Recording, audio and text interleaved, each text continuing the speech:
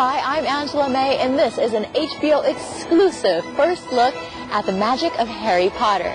Normally, if you're not directly involved in the making of the film, you're not allowed to go in. But today is different. We get to go in.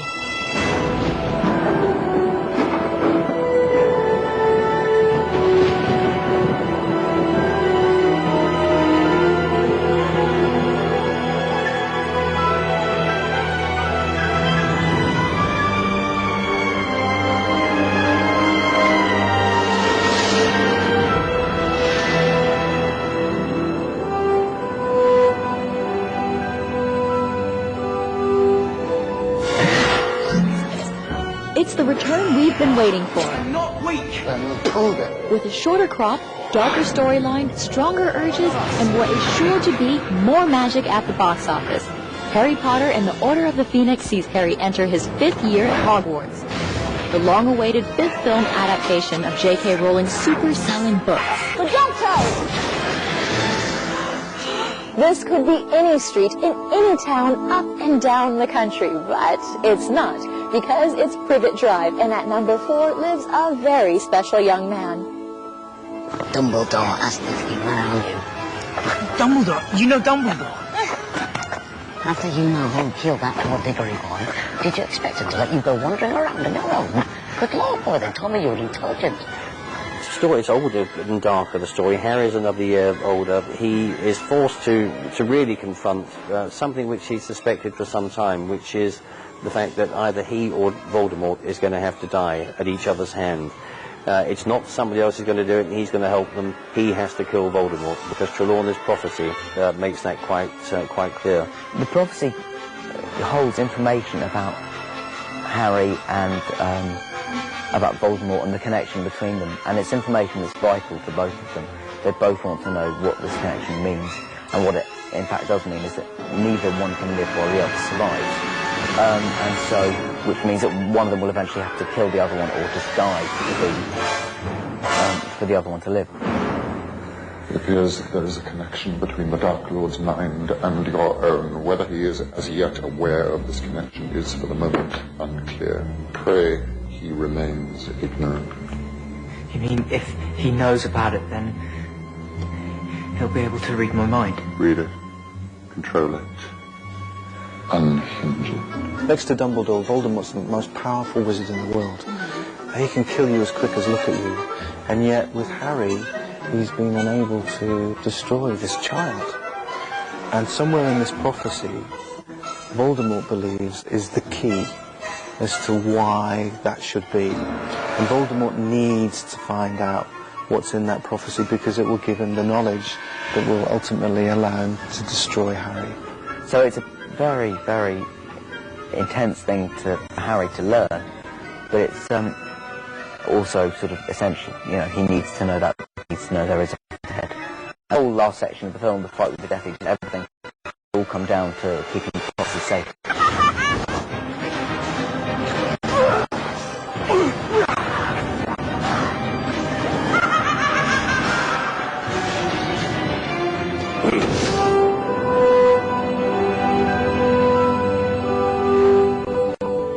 This is Ron Weasley's bed, just here, and he's got a few posters up around there of Chudley Cannons, the Quidditch team he supports.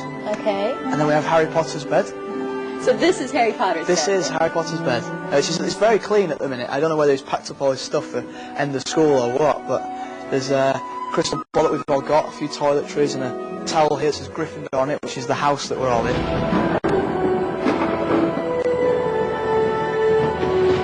3, 2, 1, action! Okay, so we'll do a clean pass for these guys. We need silver ball on this team.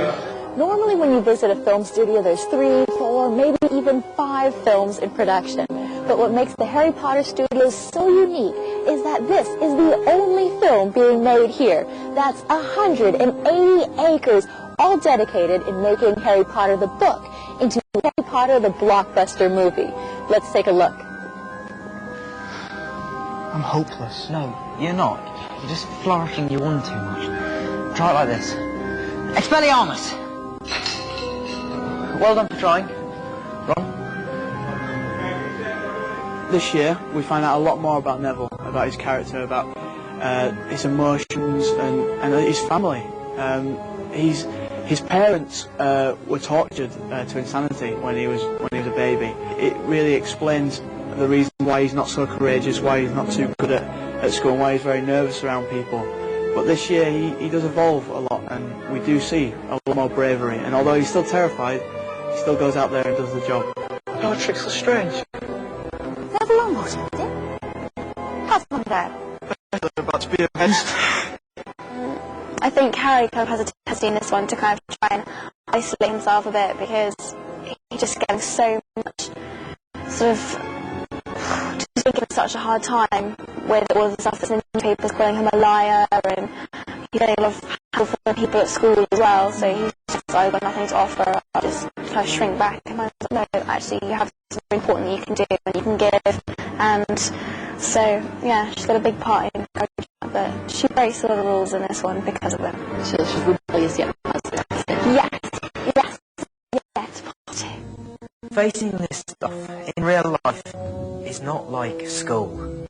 In school, if you make a mistake, you can just try again tomorrow, but out there, we're a second from being murdered, or watching a friend die right before your eyes.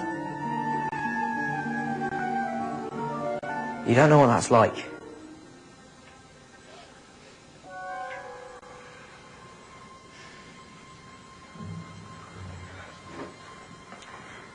You're right, Harry, we don't. That's why we need your help. Because if we're going to have any chance of beating Voldemort,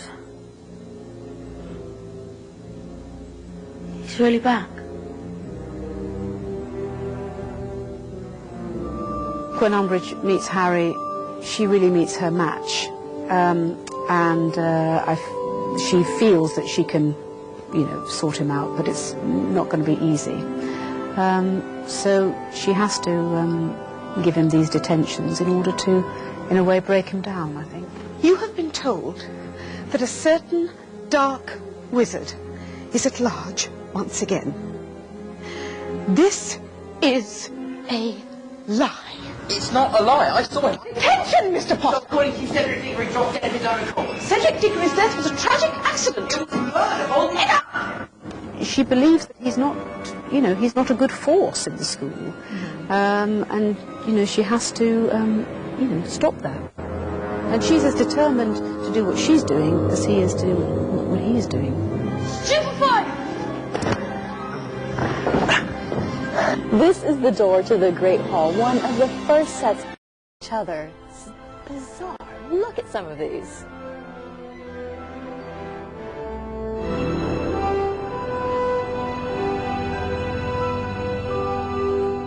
So whenever a student does anything good or anything bad, house points, depending on which house they're in, are taken away or given to them. Really? So who's winning here? Well, at the moment, Slytherin, and Gryffindor has none, so that's not looking too good, but you can actually see the emblems for each of the houses: Slytherin, Gryffindor, Ravenclaw, and Hufflepuff.